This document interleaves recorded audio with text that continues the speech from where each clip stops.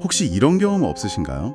친구랑 어떤 주제로 한참 이야기를 나누다가 내 주장을 뒷받침하는 기사나 영상을 딱 찾아서 이것 봐! 하고 보여줬던 경험이요. 아, 있죠. 당연히 있죠. 근데 이상하게도 내 생각과 반대되는 근거는 뭐 애써 찾지도 않고 봐도 그냥 슬쩍 넘겨버리잖아요. 네, 바로 그 현상입니다. 오늘 우리가 함께 살펴볼 자료가 바로 이 현상, 우리 마음속에 아주 교묘한 필터인 확증 편향에 대한 심리 분석입니다. 네, 이 확정 편향이라는 게 단순히 고집이 세다 이런 차원의 이야기가 아니거든요. 아, 그런 게 아닌가요? 오늘 우리가 들여다볼 자료들은 이 현상이 거의 우리 뇌의 기본 설정값에 가깝다고 말하고 있어요.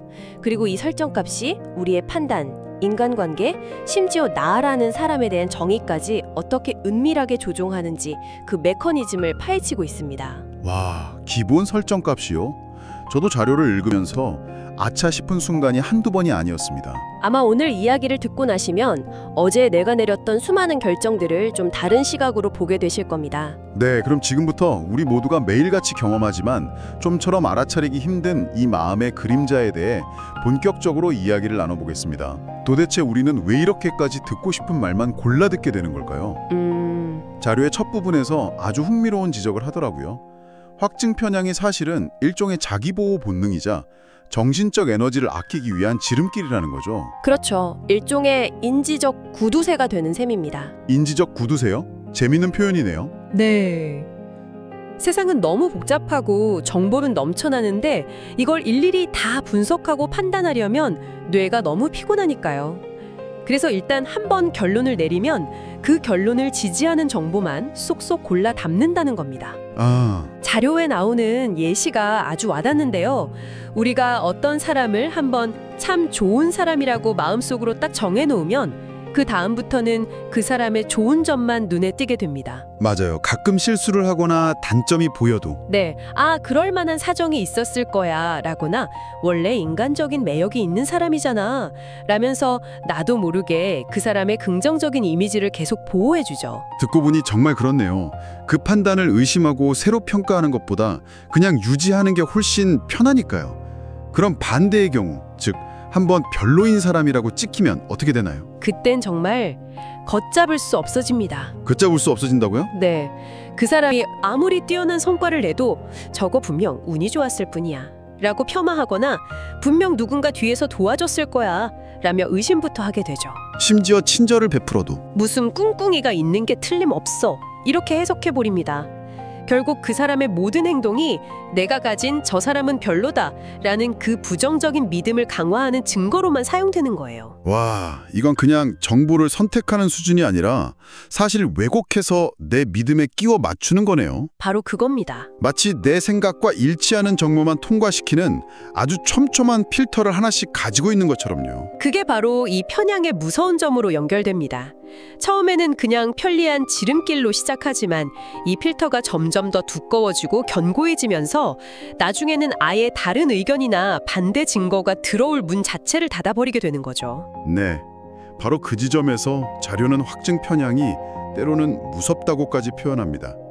처음엔 좀 과한 표현 아닌가 싶었는데 내가 틀렸을 수도 있다는 가능성 자체를 우리 사고방식에서 완전히 삭제해버리기 때문이라는 설명을 읽고는 고개를 끄덕일 수밖에 없었습니다. 맞습니다. 그 가능성의 삭제, 그게 모든 문제의 시작점이에요. 이 편향이 극단적으로 강해지면 내 믿음과 반대되는 새로운 증거를 단순히 무시하는 수준을 넘어섭니다. 자료에서 지적하듯이 우리는 그 증거 자체를 의도적으로 공격하기 시작해요. 공격까지 한다고요? 네, 증거를 가져온 사람을 인신공격하거나 데이터의 출처나 조사 방식을 문제 삼으면서 증거의 신뢰성을 어떻게든 훼손시켜버리죠. 이건 특정 의도를 가진 조작된 자료야 라거나 이걸 조사한 기관은 원래 편향된 곳이야 이런 식으로요? 정확합니다. 그렇게 해서라도 내 기존의 믿음을 안전하게 지키려는 필사적인 방어 기제가 작동하는 겁니다.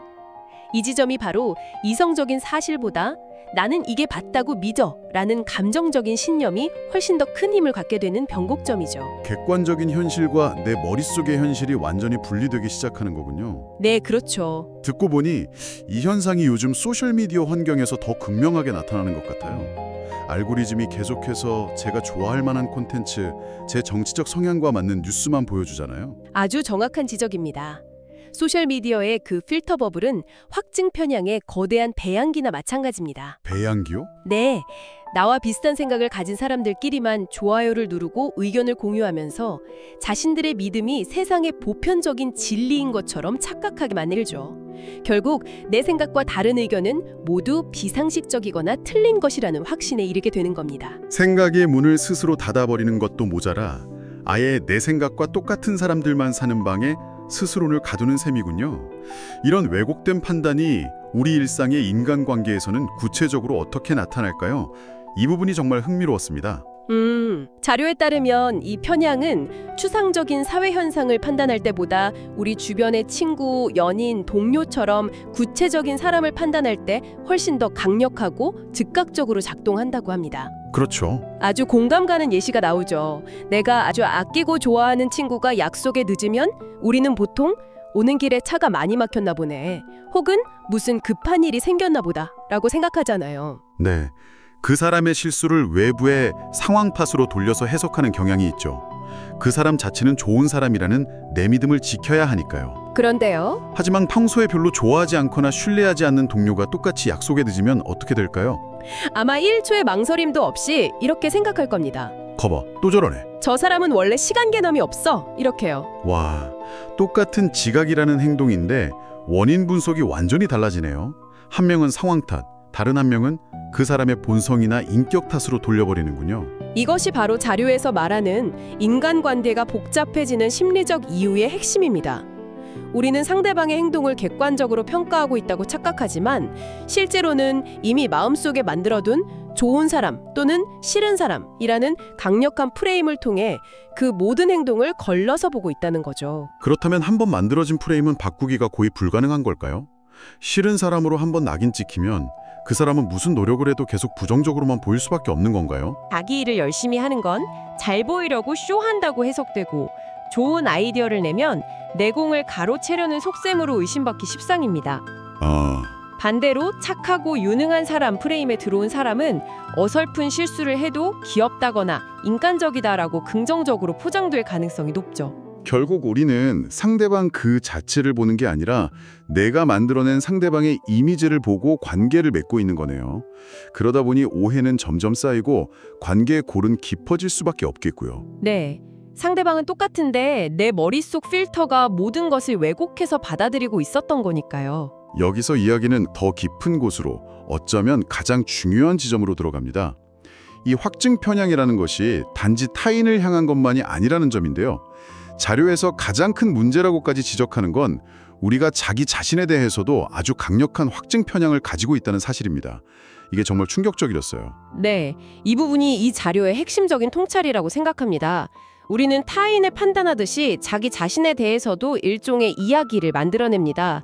그리고 평생 그 이야기의 주인공으로 살아가는 거죠. 자기 자신에 대한 이야기요? 예를 들어 나는 원래 낯을 많이 가리는 내성적인 사람이야 라거나 나는 숫자에 약해서 계산 같은 건 잘 못해 같은 것들입니다. 맞아요. 저도 모르게 나는 원래 아침형 인간이 아니야 라거나 나는 여러 사람 앞에서 발표하는 건 체질적으로 안 맞아 처럼 스스로를 규정해버리는 말을 자주 하곤 하죠. 이게 바로 나 자신에 대한 확증 편향의 시작이었군요. 그렇습니다. 그렇게 스스로 나는 이런 사람이다라는 이야기를 만들어 놓으면 그 다음부터는 아주 교묘한 자기 검열이 시작돼요. 자기 검열이요? 네, 우리는 살면서 겪는 수많은 경험 중에서 바로 그 만들어진 이야기를 뒷받침하는 경험들만 선택적으로 기억하고 강화합니다. 예를 들어 나는 발표를 못해 라고 굳게 믿는 사람은 어쩌다 한번 성공적으로 발표를 마쳤던 경험은 그냥 운이 좋았을 뿐이라며 가볍게 무시해버려요.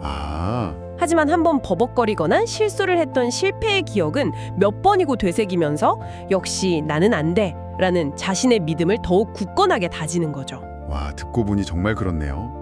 성공의 증거는 의도적으로 버리고 실패의 증거만 수집해서 스스로에게 계속 보여주는 셈이군요. 마치 내가 내 능력의 한계를 증명하려는 변호사처럼요. 바로 그겁니다. 결국 새로운 것에 도전할 기회나 지금과는 다른 모습으로 성장할 가능성마저 스스로 제한하게 됩니다. 나는 원래 이런 사람이니까 이런 건 시도할 필요도 없어 라고 생각하면서 안전하게 자신의 이야기 안에 머무르는 거죠.